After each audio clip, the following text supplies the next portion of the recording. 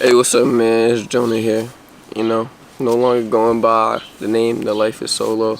Changed the YouTube channel. It's my actual name now, Jonah Torres. I'm actually going back to my original purpose with starting a YouTube channel and having a YouTube channel is I wanted to help other men and other boys improve themselves, improve their mental health, and just overall improve their life. And then somewhere along the line, along the way, I lost that focus, I lost that drive, and I changed it to just entertainment and trying to make videos that I thought other people my age would want to see. But if I've learned anything these last couple months, it's that people my age don't know what they want truly, and they don't want to better themselves, at least not the large majority. Of course, there's always those outliers such as you and I. Even you just watching this video right now makes you an outlier. You're actively trying to change something, you want to be something different. You know, I'm proud of you for that. But that's not the point of this video. Just wanted to let you guys know. Change the name and the channel will be going in a new direction, a better direction, more positive direction.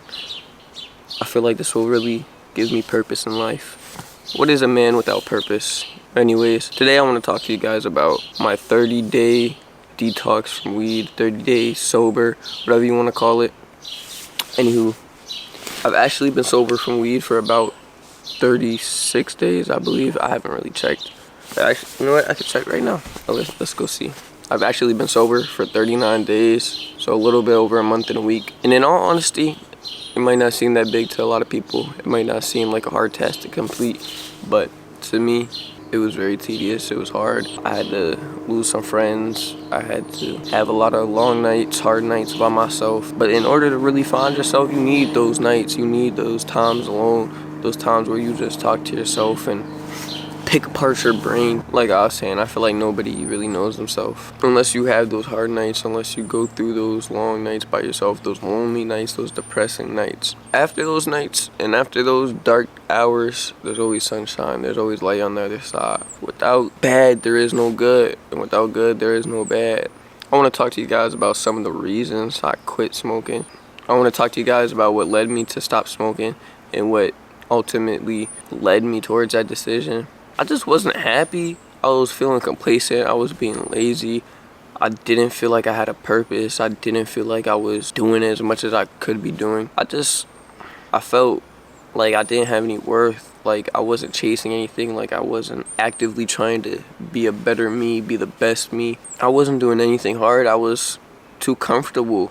I began to hate the feeling of being uncomfortable. Anytime I had the most minor inconvenience, my brain automatically jumped to, let's go smoke a blunt, let's go do this, let's go get high, let's get, rid of this feeling, let's just go numb, and that's not the way you build a calloused mind or the way you build a strong mentality. That does nothing for you. You're just running from your issues. It's like every time you try to work out, if you couldn't lift the weight and you just quit instead of, dropping it down a little bit until you could get up to that weight you originally couldn't do. You have to build up over time. And that's exactly how your mental health is.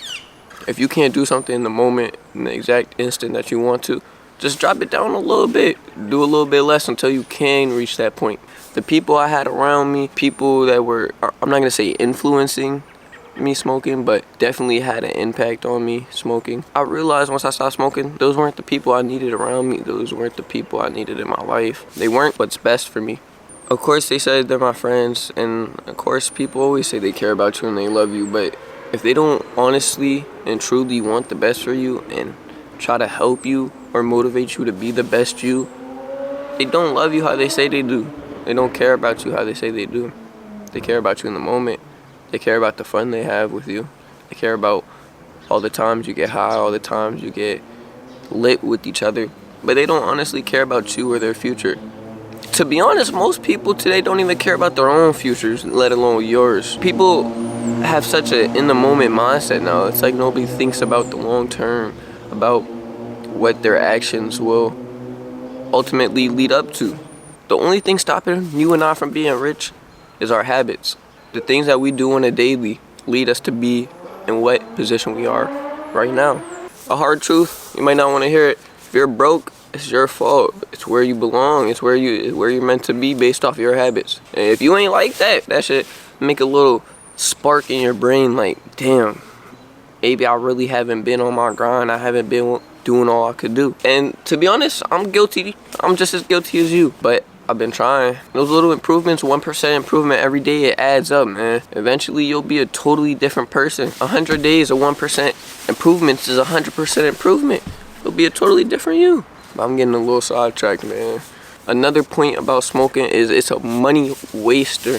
I'm only 18 years old. I'm wasting hundreds of dollars just to feel numb, just to feel lazy, just to not chase my dreams, just to get the munchies. And something about that as well is in the beginning, yeah, I got the munchies, my appetite grew.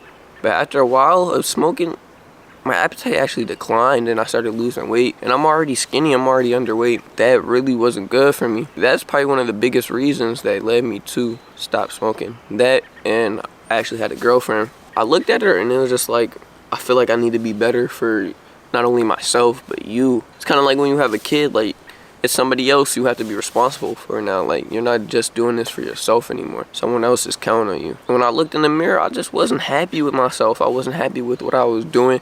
I wasn't happy with the habits I had, with the people I was hanging around. I would just sit and smoke with people that I didn't genuinely like. Like, I love them and I have love for them, but I didn't like them and their actions, you know? They weren't trying to be the best them. They always had an excuse for why they weren't doing a certain thing, or why they were stuck in the situation they were stuck in. I'm no one to judge and say who's being lazy, who's not applying themselves, but deep down inside, everybody knows you're not doing as much as you could. You're not making the sacrifices you should make if you really want to live that luxurious lifestyle, if you really want to be happy. Every dream, every goal that you have, you can achieve. The only person stopping you is yourself. I promise you, if you take the time to build your mental health, to build your body, build up to whatever you want to get to, I promise you, just stay consistent, stay disciplined, you'll reach it. You have to manifest it. You have to truly believe in what you want. And you can't just sit there and only manifest it. It's a two-lane street. It's a two-way street,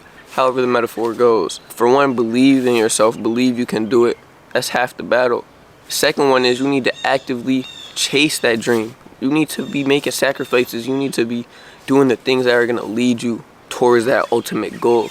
We do things every day that are not helping us in the slight bit. And when I was smoking, I would ask myself, is this something I would be proud of doing a year from now? Will my inner self, my inner conscious be happy and proud of me for these actions that I'm doing today?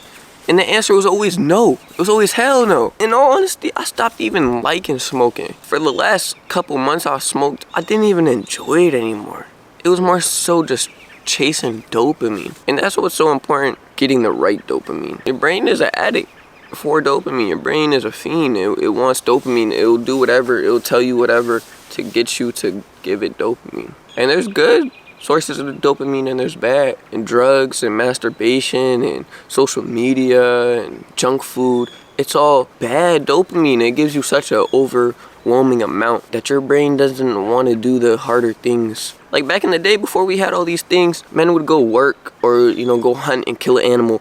And once they achieved their ultimate goal of, killing an animal or getting whatever they wanted to get, they would get a rush and a surge of dopamine into their brain. Eventually, it would become a habit to do these things because they would get rewarded with dopamine. But now in today's age, we're so lazy, we can just scroll on our phone and get dopamine. We could just go watch a 5-minute video and get dopamine. You know what I mean? Go smoke a joint or go smoke a blunt or something and just get an overwhelming amount of dopamine. So much that your brain can't even handle it, for real. You become overstimulated and the small things in life aren't even enjoyable anymore. But that's really where I was. Nothing really felt good. Things would be cool. Things would be alright. I'd know that I should be happy about what I was doing or the people I was with. Internally and mentally, I really wasn't. Everything felt just It just wasn't the same. I didn't enjoy the things I once loved. Since I stopped smoking, I've been noticing tons of great changes, man. I got a job. I've been making money. That's how I was able to afford this camera to actually start YouTube again and really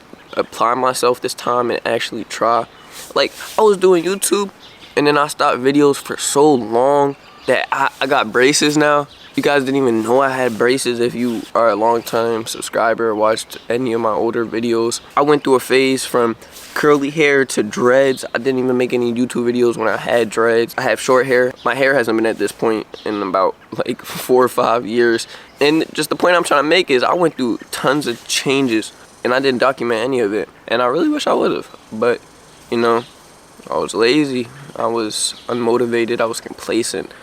And I wasn't the best me just because I was smoking too much and indulging in instant gratification. But now that I've stopped, look at my skin, man. You know, your boy's been glowing. My pockets been growing. You know, the happiness been flowing. Hey, look, a bar. Might have to drop a song. But nah, on a real note though, everything been going up. Everything been better. My mental health, I'd be lying to say saying my mental health just instantly got way better. But it improved just from quitting and being sober and actually being back in my mind. For a long time, I didn't even feel like myself anymore. You know how saddening that is? How like disencouraging it is throughout your life? Not feeling like yourself, feeling like you don't even know yourself anymore, questioning every choice, every thought that you have. It sucks. It wasn't fun. It wasn't cool. I didn't enjoy it. I didn't like it. It feels great to be back in my own head, to actively have the confidence, to have the ability to make decisions and be proud of my decisions. And being able to say no to a blunt or to indulging in the instant gratification that I once did with my friends, it's great. It feels so empowering. Like, every time I'm able to say no, it might not feel so good in the moment because I have to miss out on something. You know, miss out. It's not really missing out, but in the moment, you know, you kind of feel like that. But after, I feel so proud of myself, and you will too. You just have to want it. You have to really yearn for greatness. You have to want it. You can't just say you want to be rich and your actions don't match it. I was saying I want to be rich. I want to be a YouTuber. I want to have friends around the world. It's not even about fame. I don't want to be famous, like, in the sense of, oh, I want people to look up to me and all this. I honestly want to be able to travel the country, travel the world, and have people be cool with me, you know? Have friends everywhere. Have people I could go play basketball with. Go, you know, show me around the state. Show me around your country. Show me secrets. Show me places I would have never been able to find without knowing you. That's really what I want in life. I just want freedom. And to be truly free, you need money. And yeah, I know this videos all over the place. It's really my first video back, and my first video in some months. My first video with the nice camera, man. Real happy about that. I actually got a YouTube camera now. You know, that's really what I wanted to talk to you guys about. I don't know if anyone's gonna watch this, you know. But that's not really the point anymore. The point is, I want to help somebody. I want to motivate somebody. If at least one person gets some type of knowledge, some type of spark, some type of motivation, some type of drive to do better from this video, or even from hearing my story, that's enough for me. Let's make the changes one day at a time, one step at a time, one person at a time. It was Jonah, and I'll see you in the next one. I don't know how to wink, but that might be my staple. Might have to start winking.